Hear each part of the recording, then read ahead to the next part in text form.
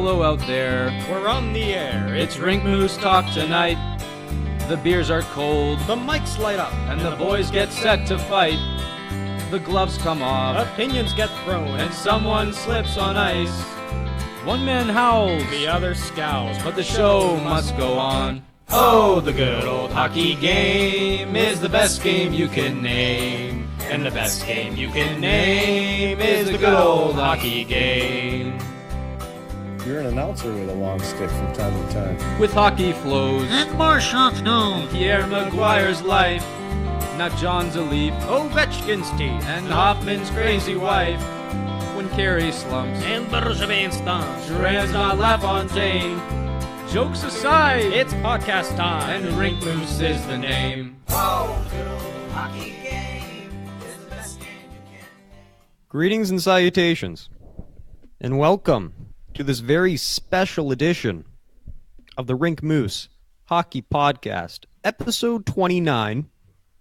I'm one of your hosts, Nick Costu, with my good pal, honorary member of the Dutch Vanderling gang, God damn. Kyle Nice. Kyle, how are you doing today?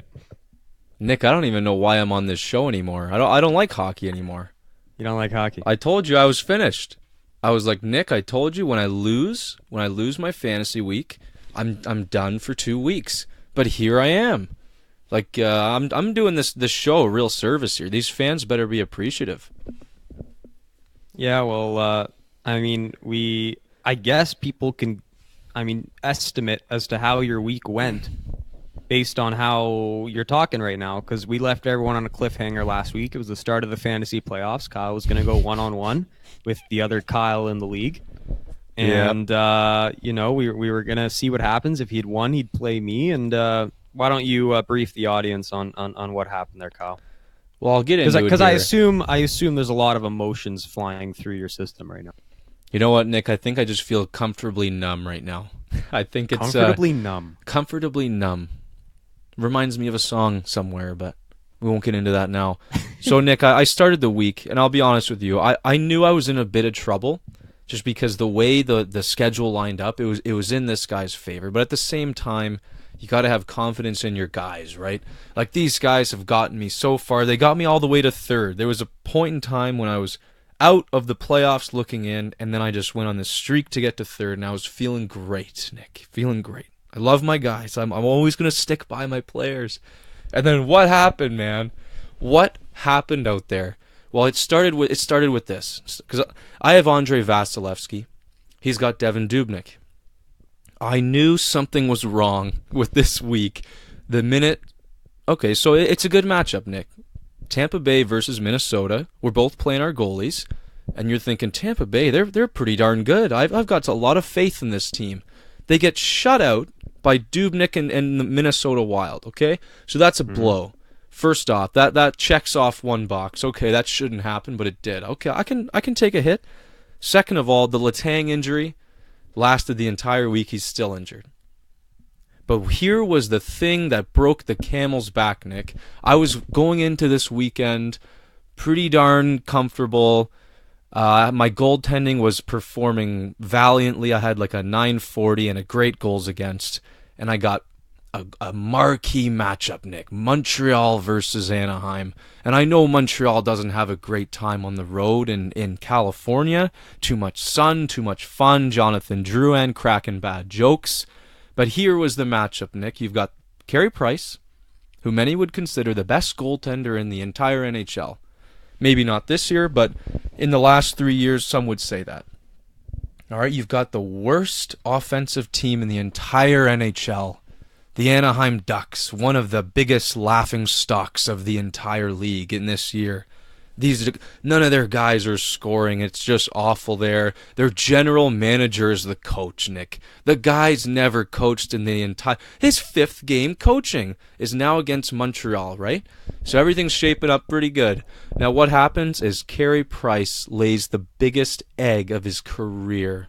He lets in 8 goals against the Ducks. And not only that, Nick, but the coach left him in there for all 8 goals.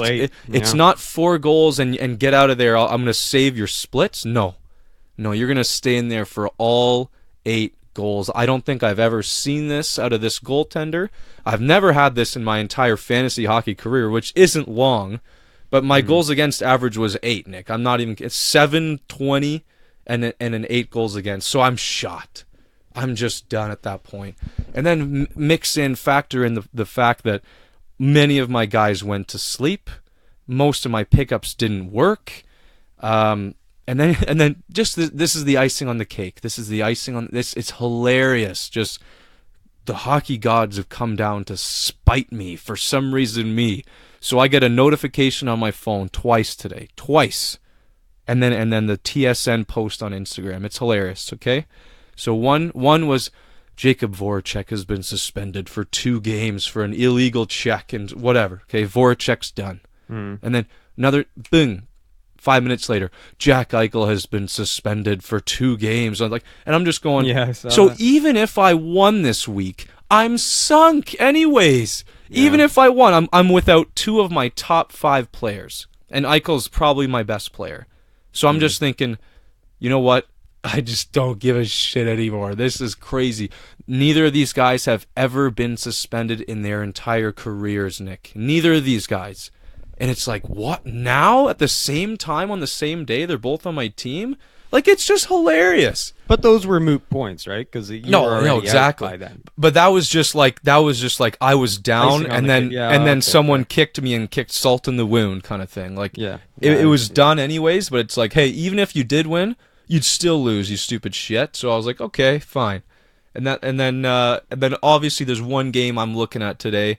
Because, like, fuck, offensively, I'm done. I picked up Halak for shits, right? Because they got points in 18 straight games. They're not getting a point today, Nick. Halak's already let in 2 goals in the first 10 minutes. So I'm turning the game off, and that's it. That's my season. But I'm really looking forward to next year because I'm just going to build up a hilarious team of guys I just really love. And we'll just go from there. But just...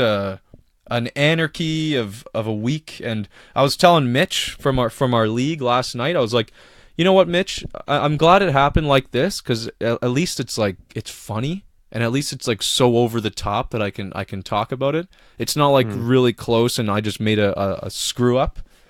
But no, it's over for me, and I wish you the best of luck here. And no, it's fantasy hockey. It's you never know what you're gonna get. You never know.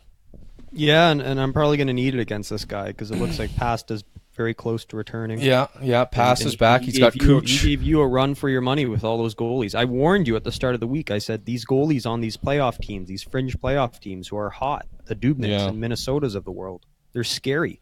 Mm-hmm. They're very scary at this time, and Dubnyk got you big time, shutting you out in Tampa. Yeah, other than that, like his goalies were sort of floundering. Like if you look at his splits, he's got an 888 right now. Oh yeah, like I was sailing away, and then Price literally fucked me single-handedly. Well, that whole here's team. What I will say in that respect. I want to personally apologize to you. I owe you an apology. Oh, why? I had insider knowledge. I had insider knowledge going into that game. No, Nick, I know the Montreal Canadiens never do well in California. That's what I knew. Kyle, it's not that. It's just apparently I got the scoop from Pierre. This is hellacious. Oh my God. So when you do the San Jose Anaheim back to back, and this is very technical. Like this gets into nitty gritty here. When you finish a game in San Jose, you're not allowed to fly out of the city of San Jose. They have these noise laws. You can't fly out from there. So you have to hop on a bus. You have to go an hour to Oakland or San Francisco. Then you can fly out. So you fly out of those cities. You need to land in Orange County. That's where the Anaheim Ducks play. You can't land in Orange County because of noise laws. So you have to land in L.A., and then you have to hop on another bus, another 1 hour bus, to go from L.A. to Anaheim to Orange County.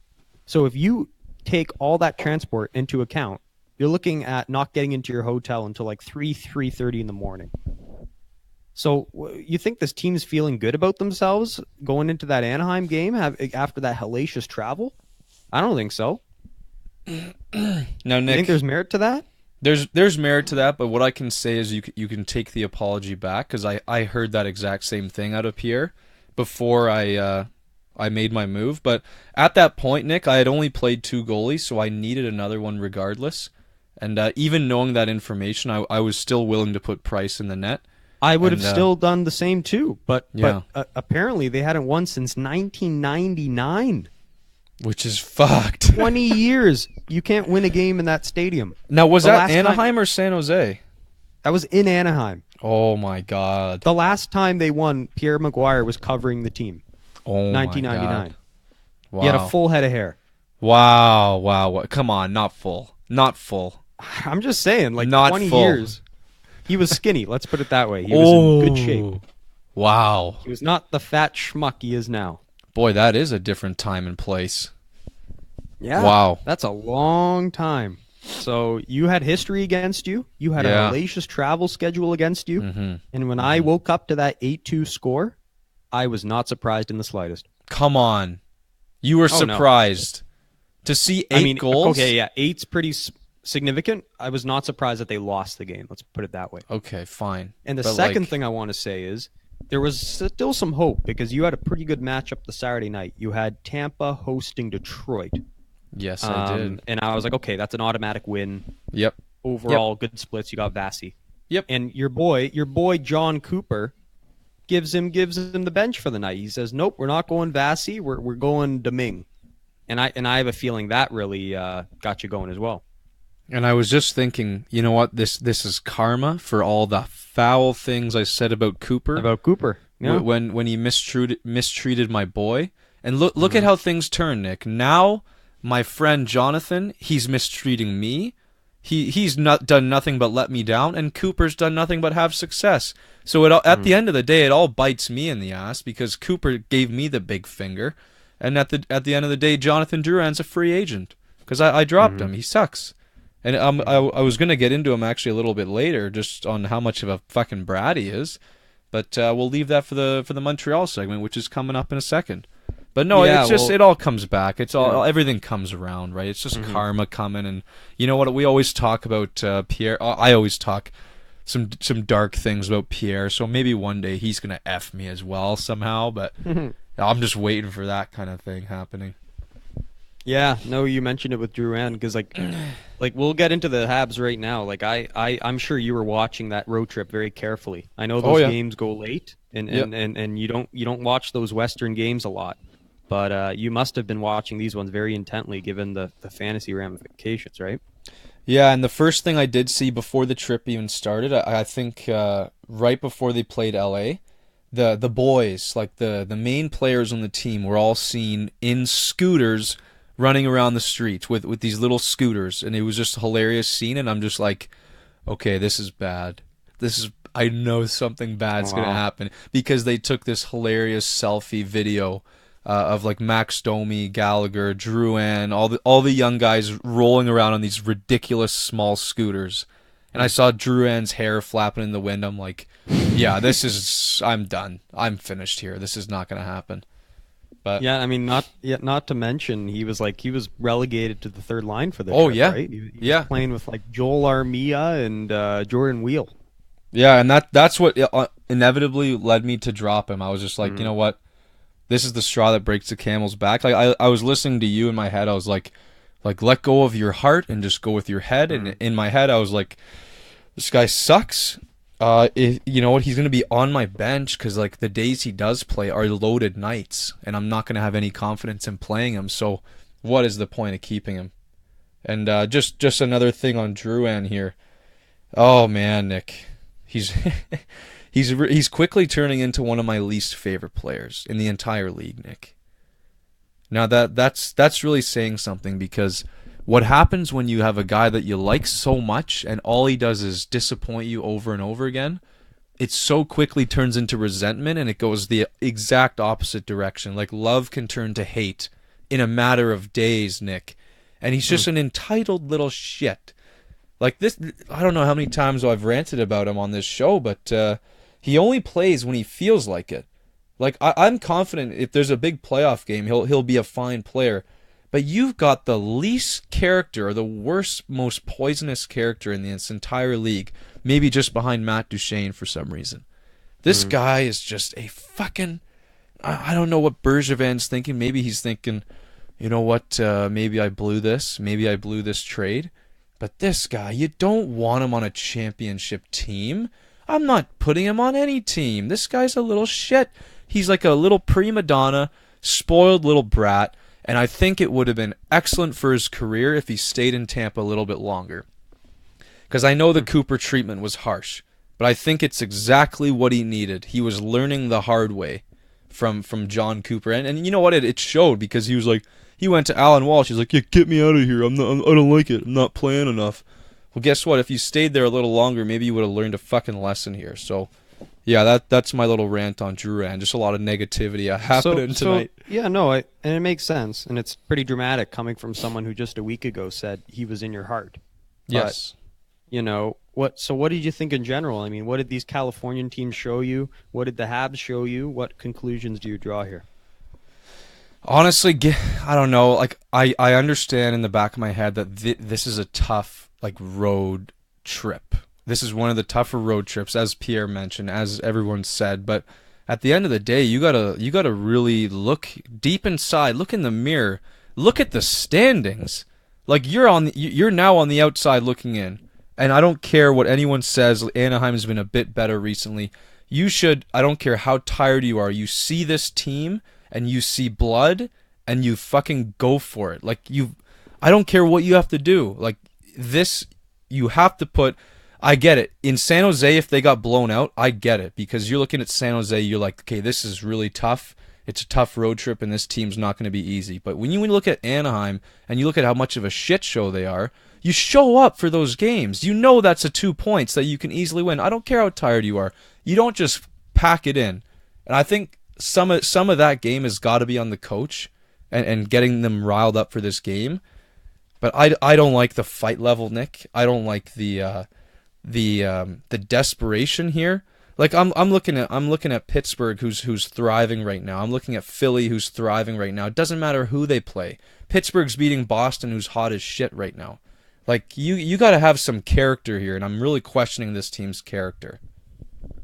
Well, it's funny you mentioned the coach, because I think the dreaded decision that kind of set everything apart on this road trip was starting Niemi in San Jose. Oh. Because if you look at that game, you look at the metrics, you look at the numbers. I didn't watch those games, but I saw the highlights at the very least. It looks like Montreal owned them in just style of play. And apparently there was a flu bug going through San Jose, and their top players were playing sick. And that was the game, because you had already won the game in LA. You win that one, you got 4 points already on this trip. It doesn't matter what happens in Anaheim. But the fact they went with Niemi, and he let in those 2 odorous goals to start the game, those were really bad goals to give up. Like, Montreal was dominating play, and then he just gives up those 2 cookies, and the game's over, in my mind. Yeah. So now, I don't like, in hindsight, it's easy to say this in hindsight, but it looks like Julien just made the wrong move there. And it's so tough, Nick. I do sympathize with him, because if you look at those, if you look at a back-to-back in isolation, and you make the decision, listen, I'm not going to play Price back-to-back. If you make that decision, then logic would say, well, you can look at it like this. You can play your better goalie against the better team, or you can try and guarantee one win by playing your better goalie against the worst team. I think what Julien might have done was say, listen, San Jose is a wash. If we win, we win, but I want to double down, and I want to definitely beat Anaheim to get those 2 points. And unbelievably, this is what happened. So it totally blew up in his face. That level of thinking, I think it might be flawed, and we saw it. We saw it there. I don't know, like, I get it, but at the same time, I don't know the room, how those guys reacted to the decision. But it was the wrong move. Hindsight tells us it's just the wrong move. But I do sympathize with the choice that he had to wrestle with. Yeah, I mean, if you start Price, he doesn't let those 2 goals in. You have a lead in San Jose, and not to mention your fantasy team's doing great. You know, he's got through that game, and then you play Niemi versus the inferior opponent and let him get lit up. But that first game where you don't have to deal with the travel and you got a good shot at winning, you start Price. You go with your big gun, and they didn't do that. And coming off a win in LA too, where everyone played seemingly pretty well. and Price had a great game, and I was, I woke up the next morning there, and I was like, well, you know what, this is good. I have a good feeling about this road trip, and then, you know what, Niemi just fucking had a Niemi moment, and it just fucking blew up from there. He It just might blew up. have just costed himself his NHL career. We'll see here. And perhaps the entire playoff race here for And this perhaps team. the whole race. Because I don't know, Nick. I'm looking at these other teams. We're about to get into our final playoff predictions, where how the standings are going to shake out. But these other teams, I see more fight. I see more consistency, character. Like maybe aside Carolina, I don't have too much to say about them. But these other teams, I don't know, man. I said it many moons ago. And I said, Nick, I don't have ultimate faith in this Montreal team. I'd like to tell you that I could put them in the playoffs and root for them like crazy, but at the end of the day, there's something missing here. There's just something missing. It's not quite time. Yeah, and that's exactly why I sent you that article, or at least the headline. Yeah. I'm now a proud subscriber of The Athletic. Oh, you are? Is much of a it makes me sound very eloquent. And smart to be saying that when you say you're subscribed to The Athletic. You're a true intellectual at that big point. Big sports guy, huh? No, I'm just fucking with you. It's the free trial. Oh, yeah. I went through mine. But, yeah, well, I needed it for, like, fantasy baseball advice, and I cashed it in for this week. Yeah. But point is, hey, actually, good point out there for students. There's a 50% discount, so you can actually get The Athletic for, like, $30 per year, which is pretty good, if you ask me. But anyways, that's great. This article I sent you by the revered writer in Montreal, Mitch Melnick. He's got the show on TSN 690. Yeah. And the picture, it's just Price on his ass, just not knowing what he's doing. Montreal players are just falling around him, and the headline's just Melnick's good, bad, and the ugly. The Canadians make another bad B movie in California. Oh yeah. Will the sequel be Goodbye to the Playoffs? Question mark. Nick? Good headline. I read the headline and I closed it immediately. I didn't even want to look at it.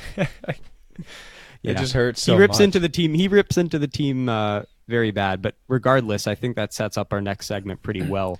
Yes. How do you see the East and West shaping up here? Is this truly going to be goodbye to the playoffs for Montreal here? Now, before I get into that, just a quick question.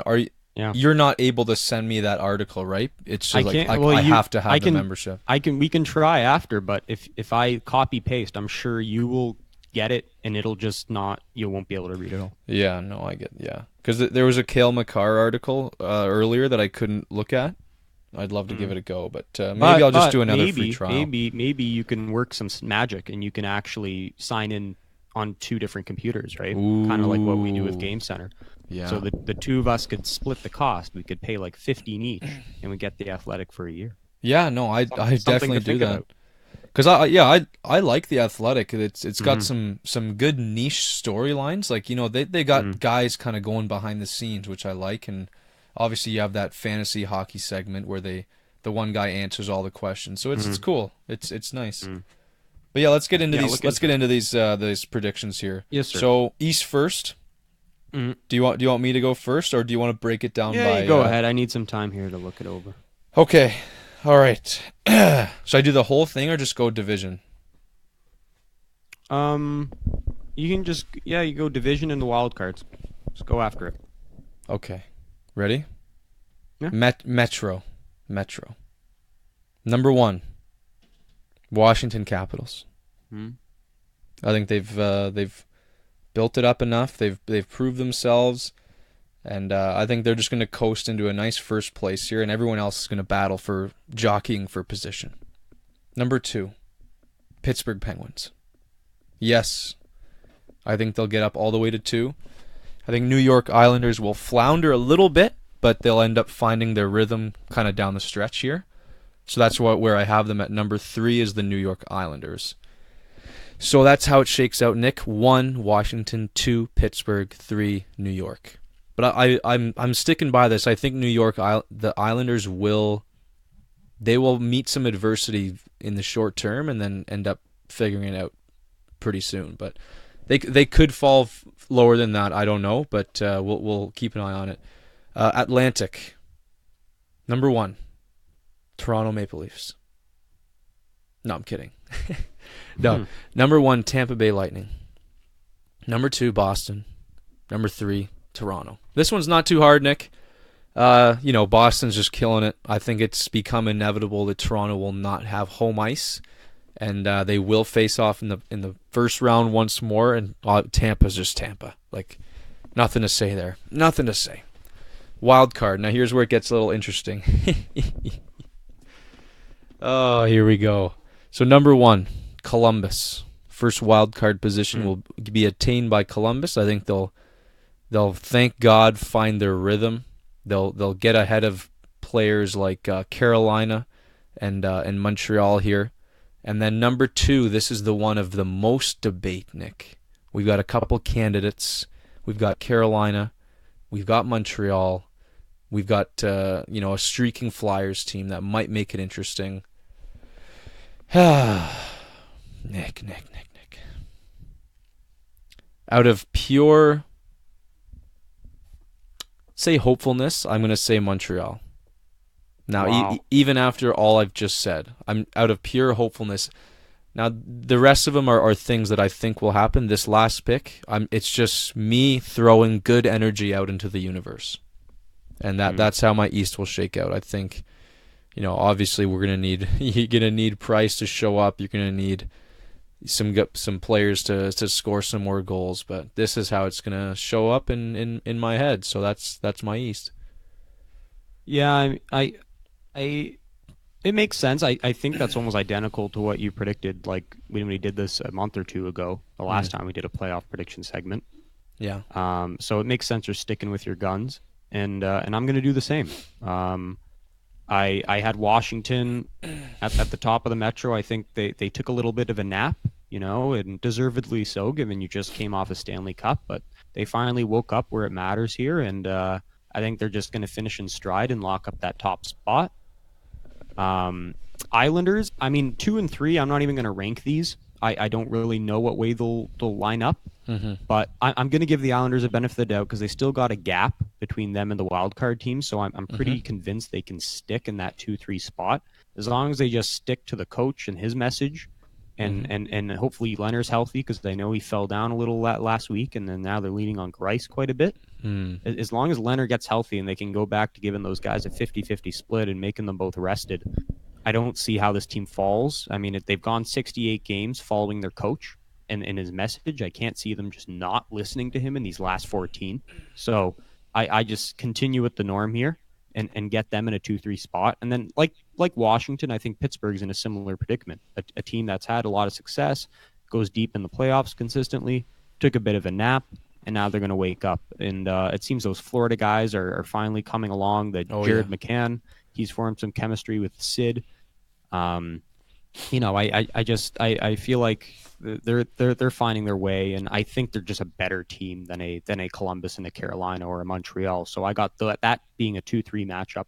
Islanders Pitt, Atlantic. This is easy. I'm not even really going to go into this, given how much we've talked about the Leafs of late. I got Tampa 1, Boston 2, Toronto 3. I think the bigger conversation will be had in the playoffs when we inevitably see Boston and Toronto go at it yet again. And then the wild card, and this is big. I've always been high on Columbus, not so high to put them into a 2-3 hole because I just don't think they're trending as hot as Pittsburgh, and I also don't think they can make up that gap with the Islanders. It's about 6 points right now, which is quite a bit with 14 to go. So I see them locking up the first wild card because I think they're going to do everything they can to avoid Tampa if they want to make an upset, which I think they're capable of. And so I see them locking up that first wild card, getting to play Washington, and at least get into a series where they could potentially win. And I think it would be a good storyline given the rivalry they had last playoffs. And then my final spot, Montreal, Carolina. As you did, I'm going to stick with my pick I made a month or two ago, and that's Carolina. I think they're top to bottom.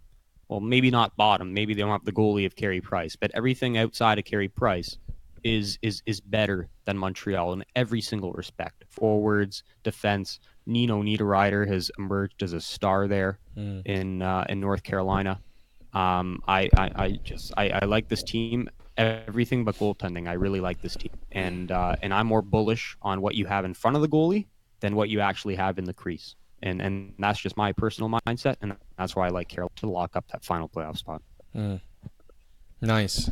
Yeah, no, it's like it's funny. It's pretty much the exact same, except for that one area of debate, which is that final wild card. And it's, one more quick note on Pittsburgh is that wouldn't you know it? What a coincidence! Sid is playing the best hockey of the season, and he looks like he's absolutely on form. And it's just so hard to bet against them when he's playing like that. And Kessel finally got on the board the other day, and I'll tell you though, Malkin has looked a little bit off recently, so he needs to get going. And then if he can do that, Nick, I mean, you see my playoff brackets year after year. It's really hard for me to bet against them, but it's you know what, we can't count them out. A lot of people are being a little ignorant of Pittsburgh's recent success, and I think they're gonna be fantastic, Nick.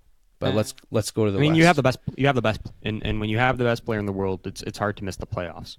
And for those who think he is better than McDavid, me being in that boat still, I'm very strong about that feeling. Oh, and Murray's played very, very well recently as well. Yeah, they just need Letang back. They need that rock on defense back, because they're not the same without him. No, and it looks like he is actually going to be back on time, and he might even come back this week, because it looks like he's starting to skate more with the team, and he's actually just run into the flu bug as well. But no, he's going to be back sooner rather than later. So Justin Schultz fantasy value is going to plummet as of tomorrow? Now I don't know if he'll be back for tomorrow. You might have a few days, but don't be surprised if Letang's good to go pretty darn soon. Okay. Yeah, but I mean, until you hear something official, like Schultz has got a guy you got to have. Yeah. You got to have that him. top PP. It's too lethal. Oh, it's good. It's good. And you said it like that. Those Florida guys, fuck, that was an underrated move, because Bukestad's just an awesome player, and McCann's finding chemistry on that top line. It's looking good. It's looking pretty darn good. But let's go to the West, Nick. Now this one for me, like, I didn't even change, I don't think, anything from what I saw in the Central and Pacific. I'll give it to you now. Winnipeg, number 1 in the Central. Nashville at number 2. St. Louis at number 3. Now there's enough of a gap between Nashville and St. Louis where I don't think anything's going to happen there, and I just think Winnipeg has, the slight edge over Nashville. So that's why I see that kind of shaping up to be pretty darn similar down the stretch. Now Pacific, so this one didn't change for me at all either. San Jose, who's recently just edged Calgary, Calgary's stumbling a little bit. Calgary sticks to number 2 simply because they have such a cushion over Vegas. Such a big cushion. I think it's like 8 points. 6, 7, 8 points. So that's huge. Otherwise, I would definitely have Vegas over Calgary, because I think Vegas is going to sneak up and get a lot closer than they are right now to that second spot. But yeah, either way, I think Calgary's got no shot against Vegas in that first round anyways. So wild card. Now things get very, very interesting here, Nick. Very interesting. Number 1 wild card, and this is a controversial pick. Very controversial. I've got the Colorado Avalanche. Wow. Now Landeskog just went down. He's going to be down for like 6 weeks. So immediately the top line is broken up. So you're thinking, why the hell is this guy putting them at number 1? Well, Nick, come on. I don't know. I said it a long time ago, I don't like Minnesota. I think the coach, somehow, like you said, he's a great regular season coach. I don't know how he does it. He's gotten them this far.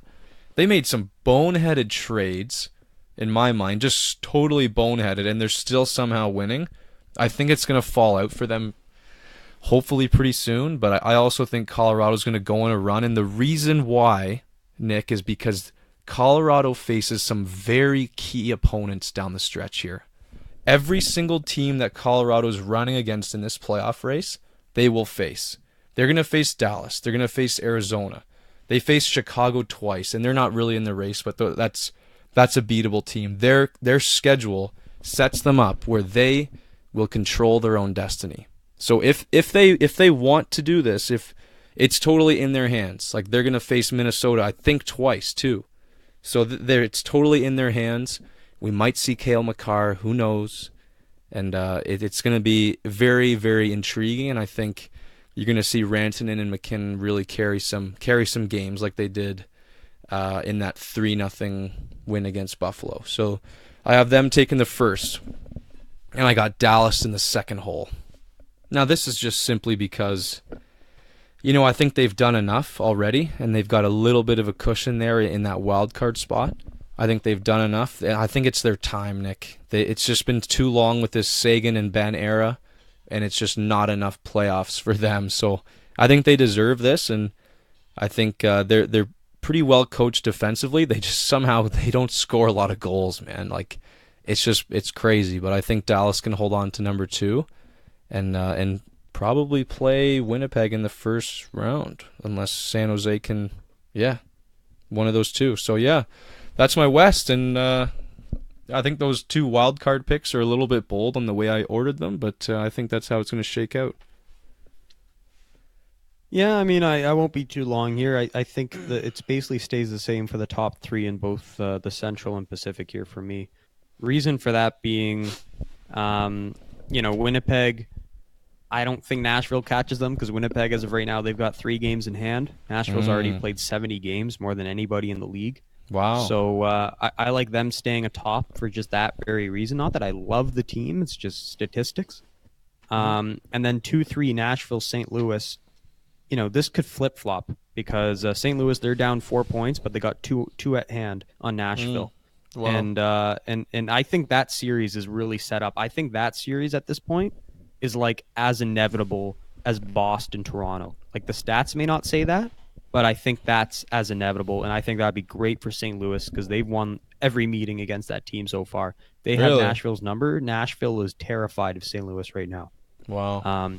And for Winnipeg, it's imperative to keep that top spot because you don't want anything to do with St. Louis in the first round. No. Even if you beat them, you're going to be bruised after that series, and you'd much rather play one of those wild card teams. So I think that's how it shakes up: Winnipeg, St. Louis, Nashville, 1, 2, 3. Okay. Pacific Division. Wow. San Jose, I knew they'd they'd light on fire eventually. Even without Erik Karlsson, they seem to play better without him. They're just consistently winning games. They're putting in good efforts. Martin Jones has put in, he's won 4 straight now all of a sudden, which bodes well for me heading into my playoffs. They'll lock up the top spot. To me, it was only a matter of time before they caught Calgary because one team was trending up, the other was trending down. And Calgary's got to be kicking themselves because you'd much rather play one of those wild cards than Vegas because Vegas just look ready for a run after that the Mark Stone deal. So I like San Jose 1. I can't see them losing that spot. Calgary 2, Vegas 3, and then the wild card, and this is where the differences come in. I guess I'll start by knocking out the teams who I don't think are going to make it. And then gradually talking about the 2 who I think will lock it up. I don't see, unfortunately, any of the Canadian teams making it. Just Vancouver, they've been too up and down of late to make an incredible run here to finish the season. Edmonton, they've been playing great of late. Mikko Koskinen has become a star in the fantasy world. People need to pick him up. He's another hawk goalie like Martin Jones or like Darcy Kemper. But unfortunately, they're winning games and they're not making up ground because these other teams ahead of them are winning at paces at the same or even higher than them. And it seems whatever magic Hitchcock's implementing now, it's just a little too late. So I don't like Edmonton as much as I did earlier. Chicago, same story with them. They've still got too much ground to make up, 7 points as of today. And then, Colorado and Arizona. And this is interesting. Kyle, you're not going to like this, but to me, Colorado, they're starting to look like a team that's content not getting into the playoffs. Wow. There's not the same urgency as with like a Dallas or Minnesota. And the reason I say that is because the more you hear about the Makar kid, the more you hear about Ottawa and the pick they're going to have from Ottawa, which could be Jack Hughes, the more you hear about already they have an existing pick in the first round. They got like 2 picks in the second round, 2 in the third round. to me, it doesn't. And you got this news about Barry being traded soon. Like, it just doesn't look like they're desperate. Like, it doesn't look like they really need a run this year. Like, it's not like that fan base needs a playoffs. And not to mention, and you didn't mention this in your take, but Gabriel Landeskog's injured now for what looks like the rest of the season. That's a big piece in your lineup. That's a leader on and off the ice. I just don't know if Rantanen and McKinnon can just carry this team for the next 3 weeks without him. So I don't like Colorado for that very reason. Both those reasons: the injury, huge injury, and just I don't see the urgency. I like seeing urgency in hockey teams come the end of the season, and I'm just not seeing that from Colorado. And Arizona, this is the best run, and I hope to God they make it. I really do, because like I said earlier, this is like a ragtag group of outcasts, no stars, who are just very well coached, who are just trying to. It's the ultimate underdog story, and it would be great if they get in. Great for Paul Bissonnette in the market there. I'd love it if they made it in. But unfortunately, like I said, these two teams in front of them, they're more desperate than them, and they're Arizona. They had a big injury to Derek Stepan. I believe that's as big a loss as the Landeskog situation in Colorado. That guy's a key figure in your lineup. Top center, plays on your PK, plays on your power play, big presence on and off the ice. That's not a guy you want to miss. That's why I don't like Arizona. So then I got Dallas and Minnesota. And I'm comfortable with these picks because they're desperate hockey markets who need to make a run. Minnesota consistently getting out in the first round, but Bruce Boudreau, he's up against it, and I have my faith in Bruce. We're boys. I think he's going to right the ship. And Dallas, this is a very desperate hockey market. This is one that's been craving for some kind of playoff success. They're either one and out every year, or they just missed the playoffs. And they got the star power in Seguin and Ben, I believe, to lead them into the promised land, into the playoffs. And I see them being more urgent. I like their goaltending. I think Khudobin's great. I think Bishop's had a great year, great turnaround year for him. You're right about not really scoring a lot of goals, but they don't let a lot of goals either. And I think that's going to play to their favor here in this stretch run.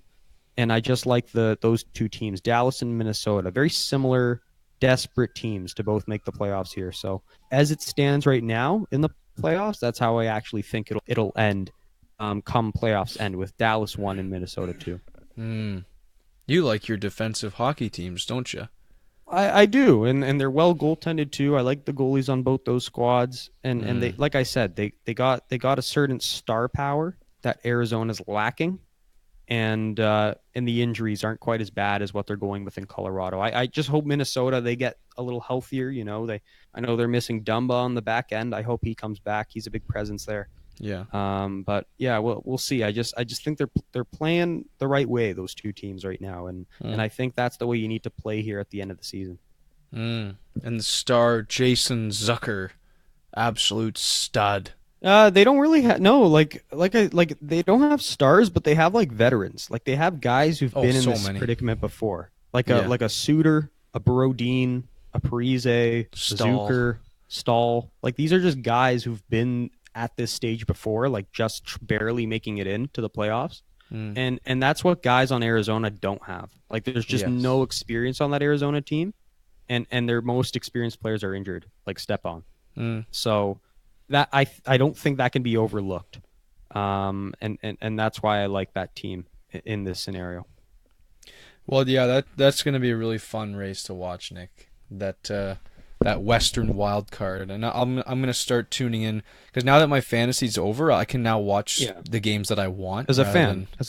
Exactly, yeah. So I'll be more focused on teams rather than players, which is really nice. But there's some big junior hockey news kind of all over the place in the last couple of days, Nick. First off is breaking news just from today is that Quinn Hughes has signed his 3-year entry-level contract with Vancouver, which is very interesting. What that means is that he will guarantee to play with Vancouver as soon as his NCAA season concludes. Now, that was kind of written on the wall anyways, but this signing of the contract just kind of officializes everything. Now, key thing here is he cannot play more than 9 games, which is already kind of unlikely. Otherwise, he'd be eligible for the what's it called, Seattle expansion draft. So they're not going to play him more than 9 games, but we will see some Quinn Hughes by the end of the season, which is pretty darn cool. Now, the other thing is we just went through a couple rounds of exceptional status applications, Nick. Now, if you didn't know this before, there was 2 kids in particular that applied for exceptional status. One was in the OHL, a kid named Shane Wright, and one was in the WHL, a kid named Matthew Savoy. Now, interestingly, Savoy is the kid with probably the better numbers, maybe the more pure skill, but he's a bit smaller and perhaps not as well-rounded in his off-ice presentation, if you could say. So he got denied. Matthew Savoy got denied of exceptional status, which was huge news in the junior hockey world. People are saying, where's this kid going to go? He can't go back to AAA. He's just too darn good to be there. So there's rumors that he might actually go over to the United States Hockey League, Nick, which, as you know, is the stepping stone for the national development team for the U.S. So it's unconventional what could happen here. But we might see some crazy stuff happening with this kid who is, he's a small kid, but he's just as exceptional as Shane Wright in terms of skill. Now let's get into Shane Wright a little bit, who was granted in the OHL. He's an early 2004 birthday, the ripe age of 15, playing for the Don Mills Flyers. He's already 6 foot and 183 pounds, and he's a centerman. So like a great body on him, Nick. Like right away, this guy's going to have an NHL frame right off the bat. Now, you'd like this. He seems to, and I sent you the interview, he seems to have excellent character off the ice, especially for a 15-year-old. Like, the way he's answering those questions was awesome. And even more interestingly, and I'll let you comment on this, is that your new hometown of Kingston looks like they might be drafting him with the first overall pick. Did you hear about that? Like, did you hear that, or is it just going off the standings there? Oh, well, no. Well, you sent me the standings, and I think I looked into it, and it's kind of written on the wall. It's like, they're gonna draft, especially because they're gonna get 3 years out of him. Like that's huge. He's not gonna just get drafted to the NHL. Well, and usually be gone. when you do get this status, this exceptional status, does that just mean you're number one? Does every guy who's been granted that status gone number one? Not. Actually, no. I think, McDavid went number 1. Ekblad went number 1. Tavares did. Sean Day, which was a royal screw-up for this program, he did not go number 1. I believe he went number 4 overall, and he turned out to be a absolute bust. Like, he went in, like, the second round of the NHL. Like, as soon as he was exceptional status drafted, like, he was just a disappointment, and I heard he was a total dick off the ice, too. Like, I've heard behind-the-scenes stories that this guy was just an absolute world-class prick. The other one from the queue is obviously Joe Veleno, who got exceptional status, and he was a first-rounder. He got drafted by Detroit in 2018, 30th overall, and he's going to be a fine player, Nick. But it's these guys like Day and Veleno. They look at him, and they're not superstar studs, and that's what kind of makes them worried about just like granting exceptional status left, right, and center. So the fact that they granted it for Shane Wright, especially after these quote unquote failed projects, it bodes really well for this kid. It means they were really sure. It means they think and they know that he's going to be a huge star in the league. So this guy's obviously number 1 overall guy for 2022 at the moment, barring some sort of crazy scenario. So. Yeah, it's looking good for him, and it looks like Kingston is bound to draft him if they finish last, like they are projected to. Yeah, like I said to you earlier, they've got 3 games to go. Them and Flint Firebirds, the 2 worst teams in that entire league. He can't go to Flint.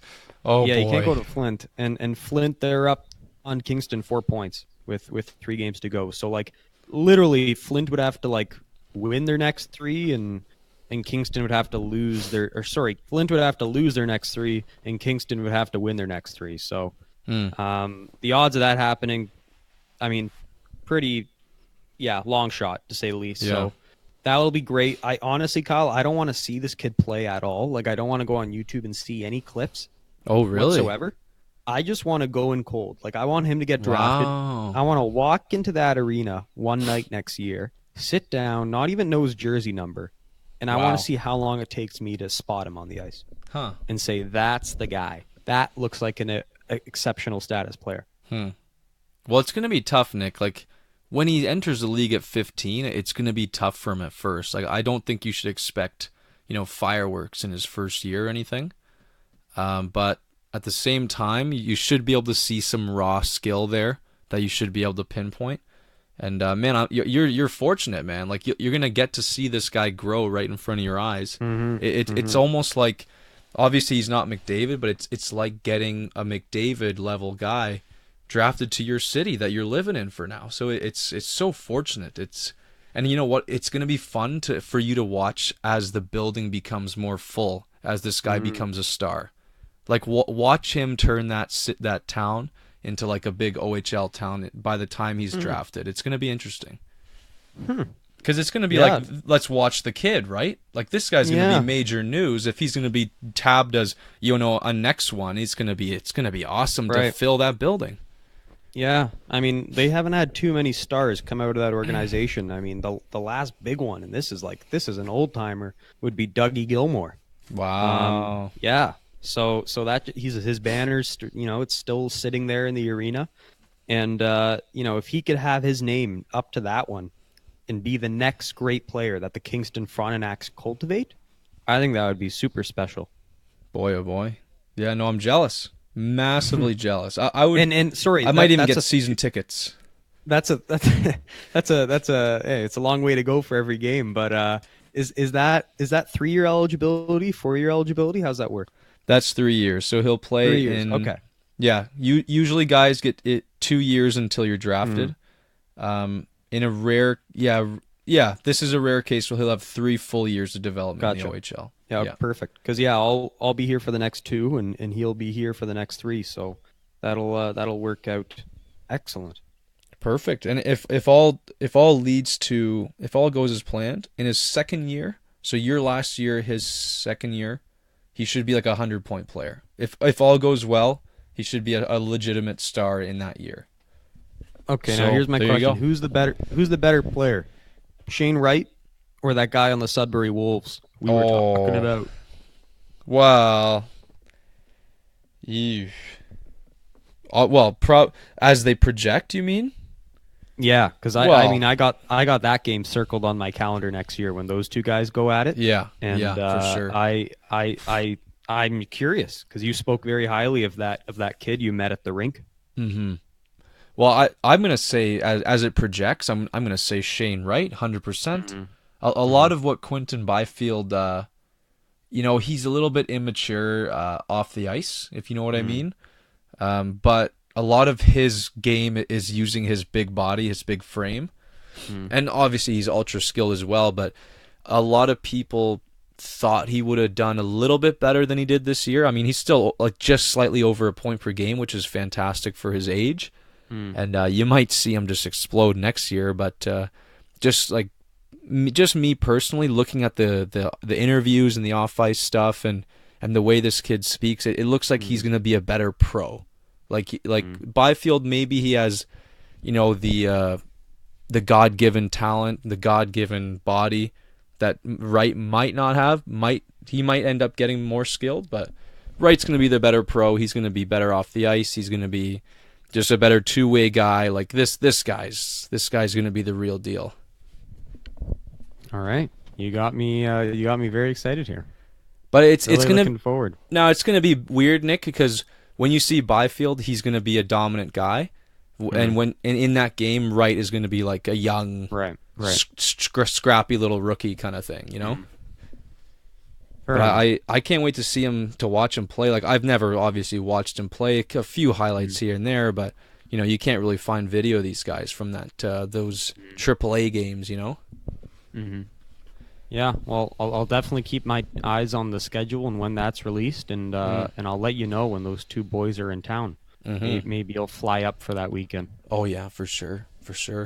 Now you went to a junior game recently, Nick. Tell the viewers about that one. Yeah, I had the pleasure of this was amateur hockey weekend for Nick. Nice. This was an action-packed Friday and Saturday. Friday night, Kingston Frontenacs hosting the Ottawa 67s. Player of interest on the 67s, of course, being my boy, Mikey DiPietro, the star of the Rink Moose podcast. He's been a star, and he hasn't even made it into the NHL full-time yet. Yeah. But, I saw he was coming into town. I circled it on my calendar. I said, I am going to that hockey game. So I'll start with my Friday night. I walk into the arena. A lot more packed, I will say. This was a very good turnout. Really? Compared to that shitty-ass game I was at two months ago, the Saginaw game. I think it's because of the rivalry they have with Ottawa, being the short drive away. I feel like a lot of the fans were 67s fans. 67s are actually first place as well, so you could see how that fan base would be very passionate and vocal compared to like Saginaw, where they're in the States. You're not going to have people from the States driving to Kingston, right? Yeah. So packed house, and I was happy to see that. It was also Maple Leafs night, Toronto Maple Leafs night, so they were giving away Leafs jerseys and Leafs t-shirts. So nice. That was nice. But I walk into the arena. I'm a little late, and I take my seat. Kyle, I strategically got a seat behind the what's it called? The net. Mikey's net. The net, Yeah. yes.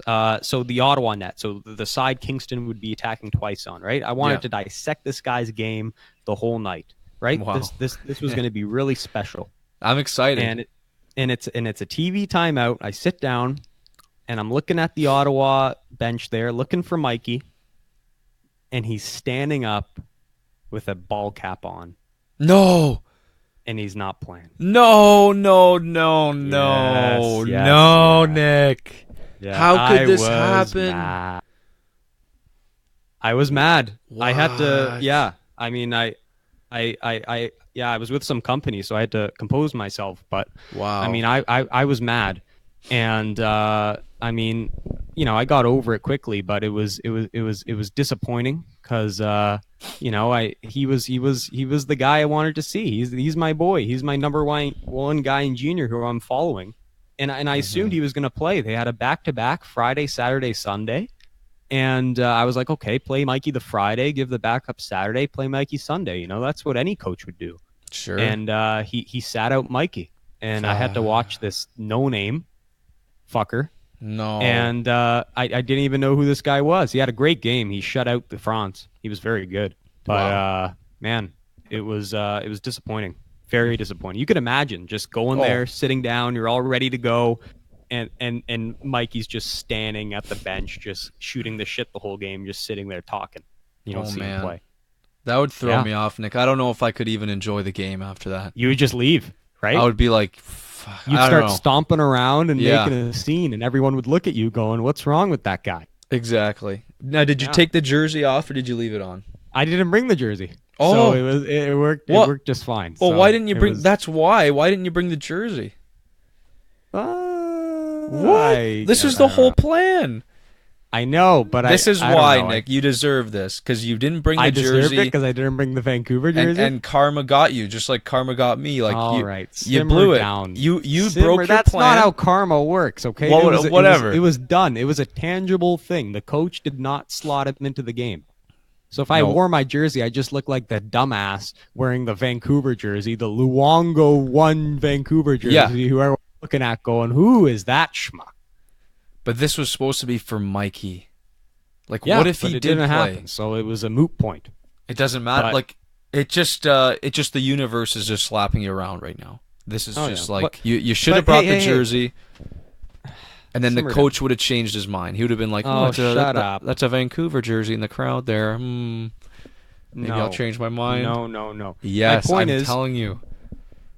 I did get to see him quite a bit. He would when he at the end of the game when the team all came to congratulate the goalie who was at our end. Everyone was like just worried about the goalie, giving him props, rightfully so because he got a shutout. But Mikey actually directed the whole team's attention to the fans, all the Ottawa fans in the stands, and said, "Hey boys, let's give him a salute." Like you could tell through his actions, like he's like, "Boys, give him a salute." And he said that, and all the boys lifted their sticks up at the same time to all the Ottawa fans there in the stadium, and it was really cool. Now, why did he do that? Mikey? I don't get it. Like Because you're in an away building. He acknowledges the crowd. He sees all these Ottawa fans standing up, and he's like, "Hey, let's give them a toast." You know, they drove all the way out here. Let's give them a toast. And you know that thing what teams do when they kind of skate to the middle and raise their sticks up? Yeah. Well, they did like a mini version of that to the Ottawa fans that were sitting in the part of the rink I was at. So I thought it was just a good thing of Mikey to do. And then of course him and his buddy had some ritual they did in the net when he got the shutout to celebrate. So just I didn't see him play, but the character was still on display nonetheless, even from the bench, which I think says a lot about just how special this talent really is. You can't say a single thing about his talent when he didn't play. Well, still, it's the character. The fact the character showed itself without him even playing, with him registering a second in the crease, I think says a lot. Were you watching him more or the game more throughout the match? Well, of course I watched the game, but you know, during like the TV timeouts, I'd always see what he was doing, how he was interacting with the other goalie, what he did on the bench. He was always talking, which I'd expect. He's a very talkative guy on the bench, from what I hear. And he was just always into it, always talking with his buddies. Fun guy from just the sight of it. When Ottawa scored, did you look right at him and see if he celebrated? Oh yeah, he was always, you know, giving the guys props, and you know, they had a fun little thing where there was actually like the game, Kyle, was ridiculous. It was like an 8-0. It was like a fucking shit show. Yeah, wow. Like Kingston's bad. Kingston is bad. That's awful. And anyways, like when there'd be a big altercation at the end where they're settling penalty minutes and it's like a 5-minute delay because there was just some fight, the goalies would start, you know, from coast to coast. The Kingston and the Ottawa goalie would just start flicking the puck to each other, like saucing the puck from end to end. And you could see Mikey yelling from the bench going, "Hey, like I want to get in on this." And he grabbed a stick and he was trying to get their attention to sauce the puck to him, but they wouldn't do it. But I thought it was pretty funny.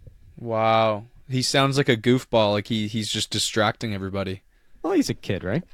Oh yeah. He is a kid at the end of the day. He'll grow up one day. One day. Yeah, we'll see. Yeah. Just and then, yeah, go on. What's that?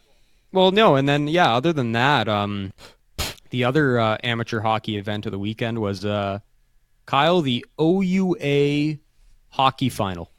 Oh yes, I forgot about that. You know of this. The listeners, of course, don't. It's a very niche subject, but basically the Sparks Note version of this is the two best university hockey teams in all of Ontario stepped onto the ice and faced off each other at the Memorial Centre here in Kingston, Ontario. It was Queen's University, my university, hosting the Guelph Griffins. Oh, I believe they're the Griffins. Andrew This Bell. was the final. They had beaten Western in the West final, and they were going to play Queen. So this was for all the hardware. The two teams are actually going to be playing this coming week in Lethbridge, Alberta, for like the national championship. So that should be cool. But regardless, this was for the Ontario Championship. So the two best teams going at it, packed house, 3,000 students and you know, all sorts of different people barged into this little rink that I play my intramural games at. Yeah. It was really something to see. I sent you a video. It was pretty raucous, as you saw. Oh, that's what that was.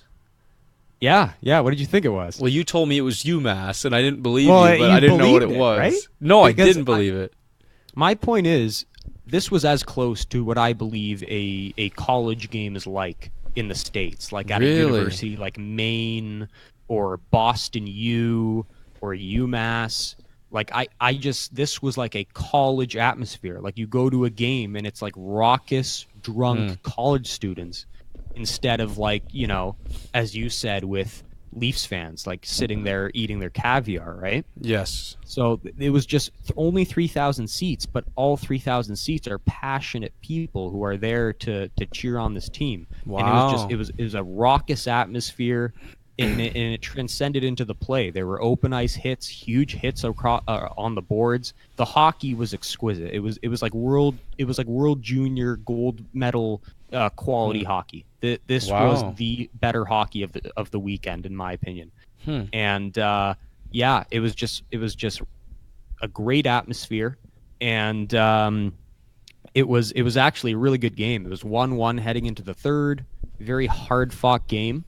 And this was the funny moment of the game. The Guelph goalie, I was sitting behind the Guelph goalie, and in my end, we were definitely the more raucous, drunk end of the arena. And the Guelph goalie, he was at our end. Andrew Masters was his name. Wow. Kind of a duster. He was very skilled and he looked good, but he kind of had the dustiness of Jake Allen to him. Like, he just looked dusty. And so everyone was getting on this guy. We had these creative chants. But for the most part, when he'd let a goal in, we'd all start screaming, "It's all your fault! It's all your fault!" Oh. And we all got after him. And you know, someone looked up his Wikipedia, got his mom's name, and everyone started chanting, "Kathy Masters, dun dun dun, No. Kathy." It was No nuts. way. We were really getting into it with this kid, and That's and you brutal. could tell he just had his head down the whole time, and the best part of the night, this was like 10 minutes left in the game, 1-1 still. Queens guy, he's coming in on a rush. It's not at all like a helpless situation. Like, it's not a high-scoring chance. He crosses the blue line, takes a little cookie shot at the net. It's along the ice, not too quick of a shot. It's going short side on Masters. And Masters, as like 2 seconds before the Queens guy releases the shot, this one drunk in the crowd goes, "Hey, Masters, what happened at the University of Miami?" And literally 2 seconds later, that puck squeezes in through Masters, and it's the game-winning goal for the Queens. Oh my God! What he said? What did he say? What did he say there? He was like, "Hey, Masters, what happened at the University of Ohio, Miami, buddy?" Why? Because that was like his old team in the NCAA. This kid used to play in the NCAA. And apparently he was like a third string goalie at Ohio, Miami. Yeah. School in the NCAA. So That is hilarious. He did his research, fucking screamed that, and 2 seconds later this cookie goes in on Masters. It's the game-winning goal. We go after him again. We're chanting about his mom and a bunch of other, profanities. Wow. And yeah, that did it for them. Queens went on to win 3-1. And it was the first time Queens had won that trophy, the OUA trophy, in 38 years, not since 1981. So for me and all those people there, it was truly a night of history, I'd say. Wow. So is that like the best hockey atmosphere you've been in a long time? Oh, hands down. I can't even I can't even think of a better atmosphere in my whole history of being at a rink. Really? Playing in games, watching games. Because I've been to a playoff game in Tampa, like, that's surreal. But you're comparing 20,000 fans to 3,000, right? Mm-hmm. It's less the volume of fans, and it's more just the kind of fans and just the atmosphere and how the chants and how consistent they are and how long they are. It was like being at the Islanders game for the Leafs Islanders, but like it was at Queens now. Like, we were rowdy, we were loud. It's an old barn. Like, it was. That's the best analogy I can say. It kind of reminded me of that Islanders game. Wow, I'm and jealous. Yeah, it was just sick. And it was awesome. They had not hosted this game, Kyle, for 38 years. Since 81, they hadn't even been in the finals. So the fact my first year of school here, they made it that far and I was there, like, pretty cool. Oh, what a blessing. And these are good players. Like, people might be hearing this, rolling their eyes and going, "Oh, university hockey, big fucking deal." But these are guys who are, all of them, at least drafted in junior hockey. They did their 3 or 4 years of eligibility, didn't make the NHL, and they simply tell themselves, "I'm going to get an education. I'm going to finish my hockey playing career in getting a university degree." And they sign up for these university teams. They're early to mid 20 players, and they're very good players. I mean, Gabriel Velarde, his brother Mario Velarde, he's one of the players on Queens. Really? And a guy who used to play with McDavid in Erie, like, he was in McDavid's dressing room. He was on the ice at the same time with McDavid. Spencer Abraham, he goes to law school here at Queens. He's the captain for the Queens team. Wow. So it's fascinating. These guys, it goes to show you this is quality hockey. This is not just house league. This is legit. Well, Nick, we always see with the Canadian World Junior team, they always go up against the U Sport All Stars. which is made up of these U Sport players, and Right. they often lose. Like they really often lose. I mean, you heard the coach say even this year. He said this team, this U Sports team, is going to be better than any team we face in the tournament. So this is a Right. tune-up game. He said those words. So yeah, no, I hear you. These guys are very, very good, and they're motivated because look at the atmosphere they get to play in. It's awesome. From what it sounds like, because I went in with the perception, Nick, that this was going to be nowhere near the kind of atmosphere that you see in like a raucous NCAA rink. But I'm so happy to hear that. That they turned out, and it was a great time. That's awesome. That's really nice. Oh, it was to hear. great. Fans, like students were bringing their Alexander Keith's tall boys in these popcorn bags because of course you couldn't, no alcohol prohibited from the arena being a student venue, but wasn't stopping all of us. It was very cool. Everyone had their Queen's gear on. It was just unparalleled. In my mind, I think everyone who has an opportunity to go to like a big university playoff hockey game, if you happen to be in the area, you should definitely do it. Wow. Yeah, without a doubt. You have a couple pops yourself, or what? I wasn't that creative, no. Oh, I didn't. Sober Man, I'd Nick. never been to one of these, but I was just looking around me. And I'm like, these undergrads, they know what they're doing. Yeah. So Right? next Like- time. Yeah, if there's a next time for sure. Just like clearly the undergrads, the seasoned veterans, they knew what they were up to, but us grad students weren't quite as getting into the booze. Man, you're going to be busy next year with all this Kingston Frontenacs and fucking Yeah. university hockey. It's going to be crazy. I mean, the turnover in university hockey is pretty dramatic, like the guys who come in and out. So, Yeah. I mean, like I said, first time in 38 years they were at that stage, so that might just be a once in a lifetime thing. Wow. But for the fronts, I mean, yeah, you're definitely right. I'll definitely be making more trips. I mean, I've only gone twice this year, but next year I got to assume I'd be going more. Well, Nick, it's getting to be that time, my friend. I'm sorry to say it. Unfortunately, yeah. Yeah, It's been a fun one. It has. We got our brackets out there and a couple good stories here, but yeah, we're coming up to the end, and we're gonna finish on this. We're gonna say, tune in tomorrow for Bachelor season finale week. Two-part finale. Two-part finale, Monday, Tuesday. It's gonna be staggering. It's gonna be unbelievable. Now, we didn't do our recap, but I'm sure you guys all watched it. And the winner's Cassie. Like, Cassie's won the show. It just, the question is, what happens next? Because she ran off, right? So the other two girls are mincemeat now. Like, all he's gonna do is send him home. But how does he get the woman? How does he get her back? Like, the power has shifted, Nick. It's quite fascinating. It's dramatic. Very fascinating. The show's called The Bachelor. As you Yeah. said a few weeks ago, they're all fighting for him. They need to all agree with him. They need to nod when he nods. They need to smile when he smiles. They need to appease this man. Yes. And it's the power struggle here is shifted dramatically. Yes. Dramatic. And this Cassie has emerged as a star. Yeah. And heck, if she doesn't end up with him, then she's gonna be the next Bachelorette in my mind. Yeah, and the show is over. Like, the show is now over because he can't go to the other ones. So he's I don't know. Well, I don't know if you saw the preview, but he's knocking on someone's door at the He is. end of that preview. Yeah. Who is that somebody? I have no idea. we don't know. Yeah, but Nick, this is very unprecedented. I mean, how often do you see this kind of shift with 2 episodes to go? It's unbelievable. Like, we know we're not going to see a proposal. We know the show's over. Basically, we know who's, like, it's one or nothing. It's just crazy. Yeah, no, talk about drama. Like, you talk about your U Sports drama. This is drama too.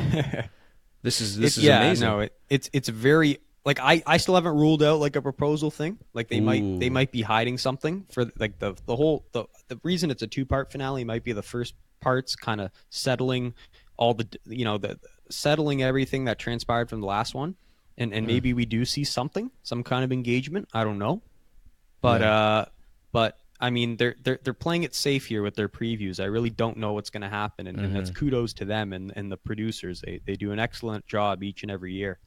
And I mean, yeah, it's so fucking weird because he's chasing after this one girl. He admits her love for her. He's doing everything he can to get her, and then you have these two other girls who are totally, they don't know what's going on there, and it's just crazy, the dynamic. Yeah. It's unparalleled. I really think so on the history of the show. And I think we saw the most raw, like, we could see a Bachelor turn out. Like, they were going through things, they were saying things. I'm sure they're like, yeah, they're going to cut this. Let's just keep going. Right. And the cameras just kept rolling. And then we finally saw the fence jump, Nick. The fence jump. And it did not disappoint. Like, the guy just took off, and he's now lost in the what they call the farm fields of Spain. He's out in the wilderness. Portugal. Yes, Portugal. He's in the Portuguese wilderness right now, Right. and they're looking for him. So that's where they left us off, and what a great feeling that is. Man. Running through someone's vineyard, someone's wine vineyard. The guy's pissed. He can never get the woman. He was on The Bachelorette. He got fucking tossed aside, and now he's getting tossed aside again. Did you like how like when she leaves, he kind of goes into his room and then he pops out and he's like, "This is fucking shit. I'm out of here." Yeah, I He, love that. I love fucking that. shoves the camera out of the way like he's just a baby. Yeah. He's I did it. He's like a little baby. Oh, I didn't get her phone number, so now I'm all sour about it. Yeah. You know. Well, it's a tough spot too. Like, what's he gonna like? If he can't play by the rules of the show, and he's pissed because he lost the woman, and you know what? He's got, like, it's just a nasty situation for him. I totally feel it. And the last thing he wants to do is play by these rules, and have these cameras fuck him around. So I totally get it. He punched out the camera, threw his microphone, and fucking leapt the fence with all the grace of every unicorn on earth. It's unbelievable. Yeah. It was just it was the best moment of the year so far, 2019. Wow. No kidding. High praise. No. High praise. It was so nice though, very nice. I can't. I feel bad for the other ladies. Don't get me wrong, very bad. Especially Hannah G didn't even get a fucking chance here. Yeah, she wasn't even on the episode.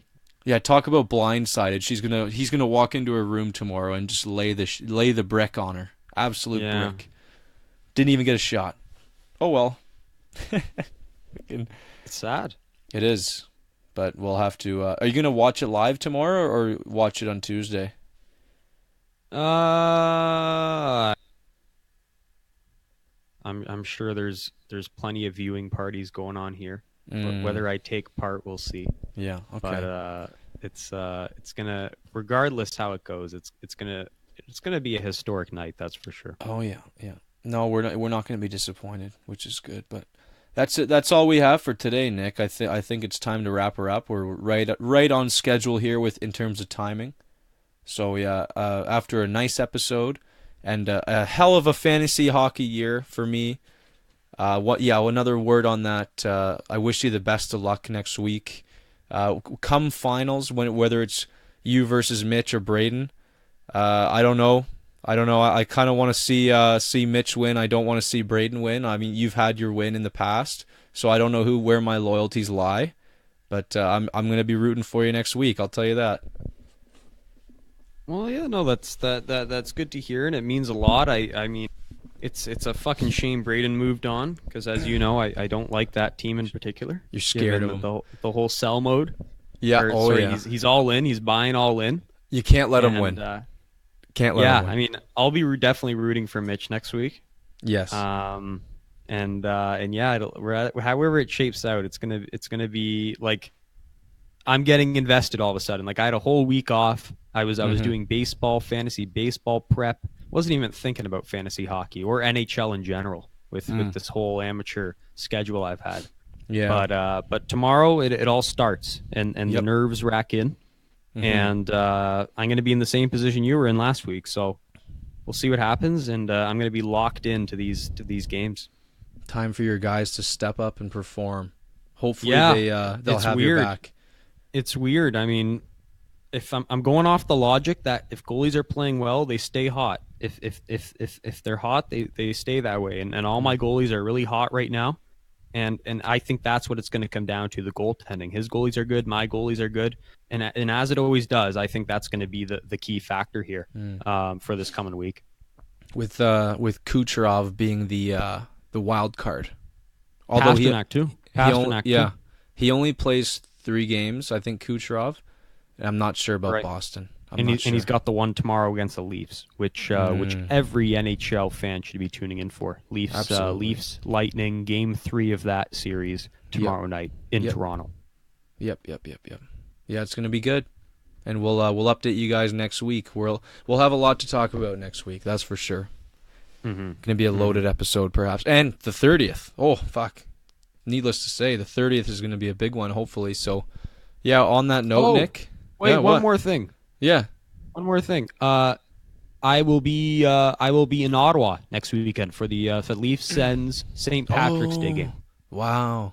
So I will have a report next episode on how that went, what the fans are feeling like in Ottawa. I'll get to have a sense on what they're feeling about this Melnick character, what the vibe is there. I mean, it's no secret. I've already been to the arena. I kind of know what it's like, but having the chance to go there, see how many Leafs fans are there, what's the proportion Leafs for Sens, I think it's going to be super cool. Nick, I have an idea. Why don't you grab a couple interviews? Just like get your phone recorder. How am I going to do that? And just go up to a random fan wearing a Sens jersey and just go, buddy, how are you feeling about this year so far? And we'll put it on the show. It'll be great. It'll be awesome entertainment. The Sens fans' reactions. That'd be awesome. Or even the guy beside you in the seats. Right. Yeah. I mean, there's going to be like 4 of us. We're all going to be in our Leafs jerseys, so we're going to be. I mean, we're going to make our presence known. Yeah. Pretty dramatically. So they may not like pretty that. Cool. Yeah, they may not like it. And one of my buddies, he's kind of a hothead, and I know he's listening, but he might talk some shit and get in a fight. So we'll see if I'm even allowed to conduct an interview. So right. That's a long shot, but we'll see what I come back with. Okay, sounds good. But that's exciting. Yeah. That's exciting. Yeah, should be fun. Like it's not quite like this tease I'm giving everyone. It's not quite the Chris Harrison tease for the finale of The Bachelor, but it's a pretty good tease nonetheless. So nothing on is. That. Yeah. So on that note, with a lot riding on this coming week and with a lot of things to come back on next week, we sign off. Thank you yet again for tuning in to this first ever episode 29, and we will be back for the 30th episode of the Rink Moose Hockey Podcast next week. We hope you tune in. Wow. I'm one of your hosts, Nick. I've been with Kyle Nice, and we are signing off. Rink Moose is signing off.